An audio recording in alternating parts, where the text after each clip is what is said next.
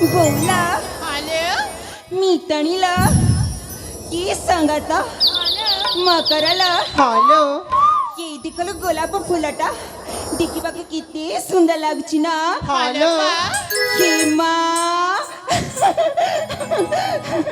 ये मी तणी हाँ केली जाणीच्या कौन किलो सी गोलाप फुलटना ममनक किणी नवचिला साथी 7 किलो हालो मकरा ये बोला हाँ केली तो मनक किणची की नाहीला इमा मम्मा नक बिना ଇନେ ଯାଉଥିଲେ ସତରେ ହଁ ତମର ତମର ତମର ବୋଉଲା ହାଲୋ ବୋଲ କ୍ଷୀମା ଇଏ ମିତାଣି ହଁ ଆଉ ଜାଣିଛ କଣ କିଲୋ ଆମ ଋଷିପଲ୍ଲୀ ଗାଁର ଲୋକମାନେ କୁହନ୍ତି ହଁ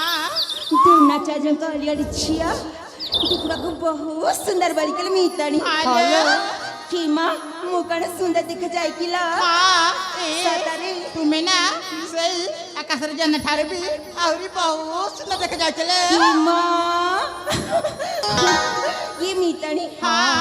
ଆଉ ଜାଣିଛ କଣ କିଲୋ ଆଜି କାହିଁକି କି ଜାଣେ ହିମ ପାଦର ନୁଗ୍ରଟା ଛମ୍ ଛମ୍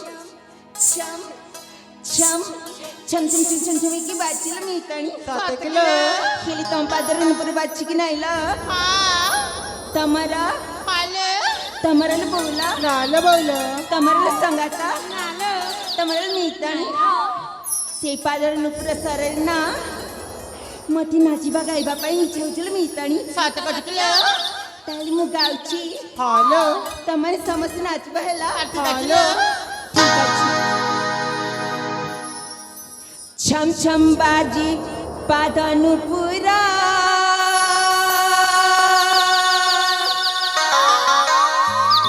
ରୁଣୁ ଚୁଣୁ ତାର ସୁର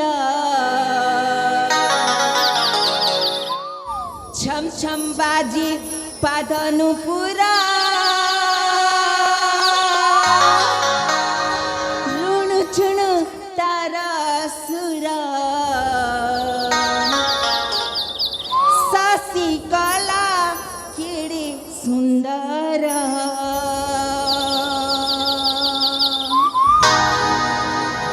छम छम बाजे पादन पूरा रुणु चुणु तारा सुरा छम छम बाजे पादन पूरा रुणु चुणु तारा सुरा सासी कला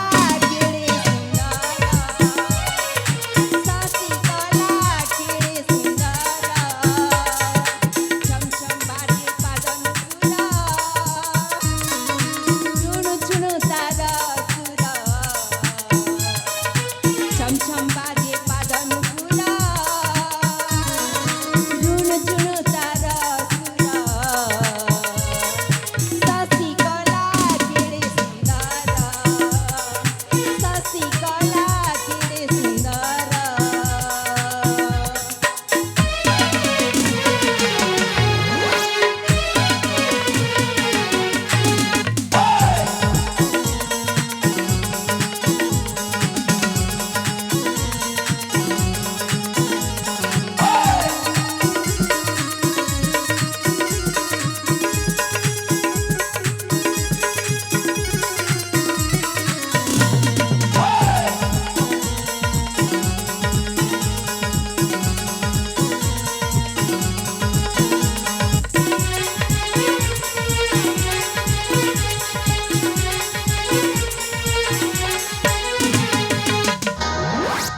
बोला हालो मीतणीला ये सांगाता हालो मन धनते सुडूच्या ना हालो सुनायला बोला ये जन्ना देईची सखी मध्ये हे केसे जोछाना ये फुला देईची सखी मांगे केसे बाजाना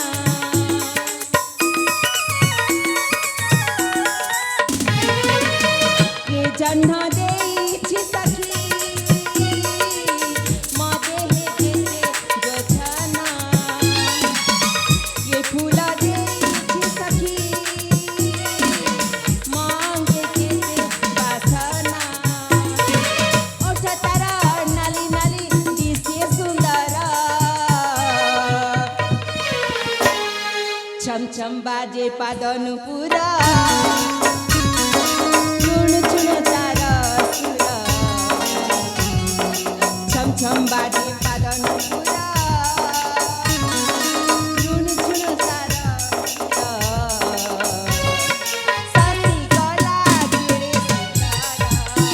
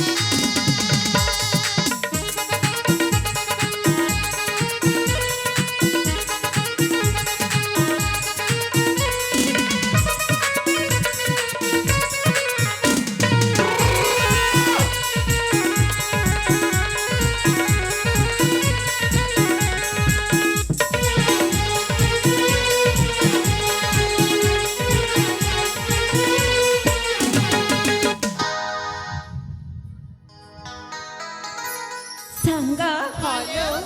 हे बोला हा ମିତାଣିଲ ହ୍ୟାଲୋ ମକରଲ ହ୍ୟାଲୋ ମୁଁ ତ ମୋ ବିଷୟରେ ତମାନଙ୍କୁ ସବୁ କିଛି କହିଲି ସାଥୀ ହ୍ୟାଲୋ ହେଲେ ତମାନେ ତମ ବିଷୟରେ କିଛି କହିବାନି କିଲ ଇମା ତାହେଲେ ତୁ ଶୁଣିବାକୁ ଚାହୁଁଛଲେ କୁହଲ ବୋଲା ଇ ଆମ ଭିତରେ ନା ବହୁତ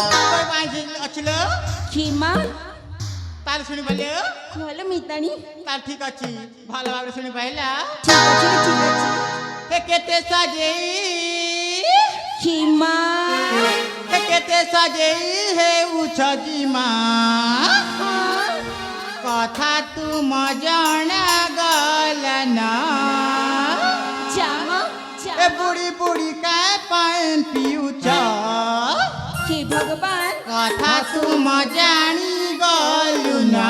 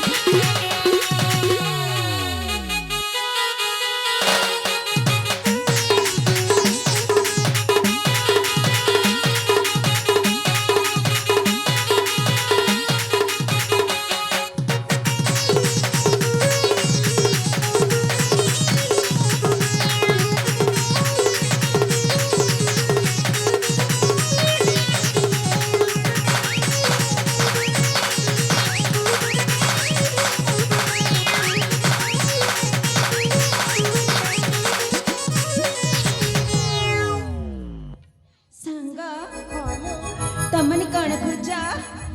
जमार वो बुझी पाली मितानी सतरिलो हाले संगाता तुम्हें ना धीरे धीरे बुझी बोले सतरी हाँ ताली खोल बोला ता ठीक आछिल प्रेम बगीचा ने फूल फुटीचे जे हमर बगीचे से ना मनर कथा तुम्हें नाई पहले भी हमें पर जानी गलु ना प्रेम बगीचा ने फूल फुटीचे जे हमर बगीचे से ना मनर कथा तुम्हें नाई पहले भी हमें पर जानी गलु ना हिमालय दिल करगो मनर कथा खोली कहना हिमालय दिल करगो मनर कथा खोली कहना मनर कथा खोली कहना केते सदेही हे मुकदिमा कथा तुम जाना गलना पुरी पुरी का पाएं पियु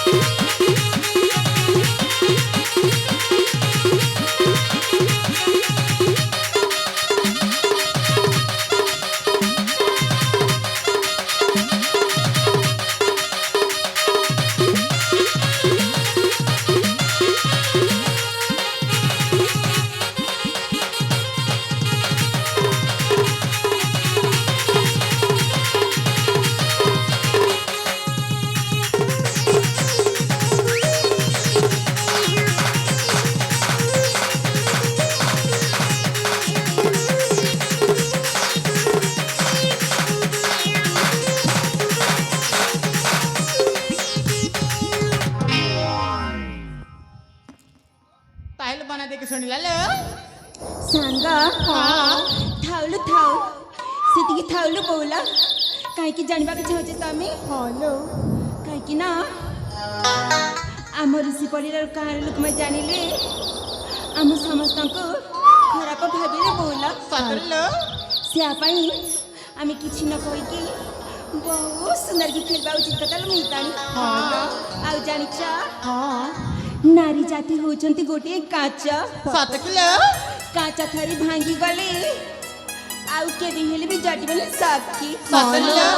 से पाई आम छिया माने सावधानी की रहबा उचित कतल मियो कर हेलो आउ जानिचा कौन किलो आजी काहे की जाने कि मो कुआरी मनटा जमार माननिल मितानी 7 किलो खेले काहे की जानिबा के चाहते तमे हेलो ताले सुन मन ध्यान देके सुनिबा हैला हेलो सुना कि कुआरी मनटा सखी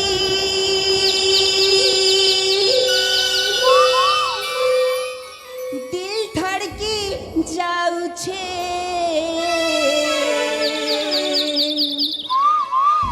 कि कुआरी मनटा सखी दिल धड़की जाऊ छे साथी बिना लहायलो सखी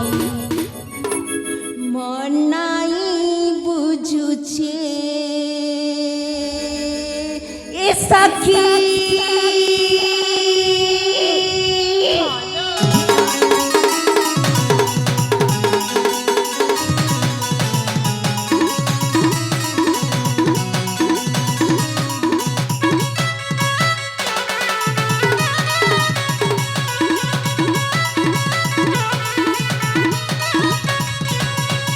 कुंवारी मनटा साथी कुंवारी मनटा साथी दिल धड़की जाऊ छे कुंवारी मनटा साथी दिल धड़की जाऊ छे साथी बिना लोहाएलो सखी मन नाई बुझे साथी बिना लोहाएलो सखी मन नाई बुझे कुंवारी मनटा साथी कुंवारी मनटा साथी दिल धड़की जाऊ छे कुंवारी मनटा साथी दिल धड़की जाऊ छे साथी बिना लोहाएलो सखी मन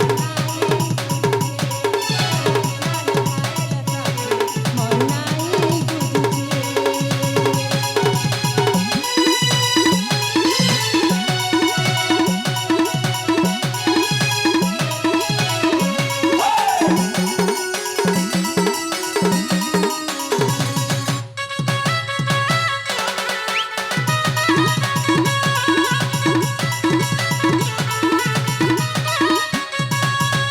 सुला जाई मते अठर हेलानी हेलाई बिहा बतारा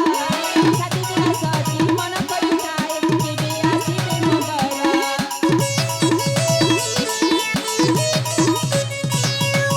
सुला जाई मते अठर हेलानी हेलाई बिहा बतारा साथी बिना सखी मन परिताए केबे आसीबे मगरा घड़ी जाऊ छे साथी घड़ी जाऊ छे साथी मन नाई बुझे घड़ी जाऊ छे साथी मन नाई बुझे साथी बिना लोहाएलो सखी मन नाई मानुछे साथी बिना लोहाएलो सखी मन नाई मानुछे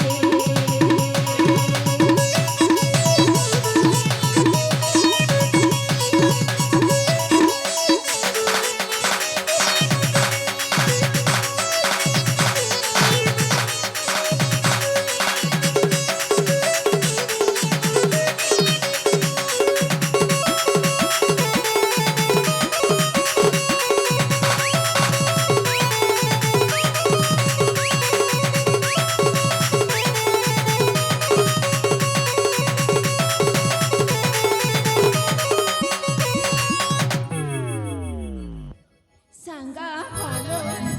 आज तो बहुत समय हो गला मितानी बाबा मध्य आम समस्त खोजते बोला তাহলে অতি চঞ্চলে আমার ঘরকে ফেলি দিবালো মিতানি কাটি কাটিলে তাহলে বেগে বেগে চালালো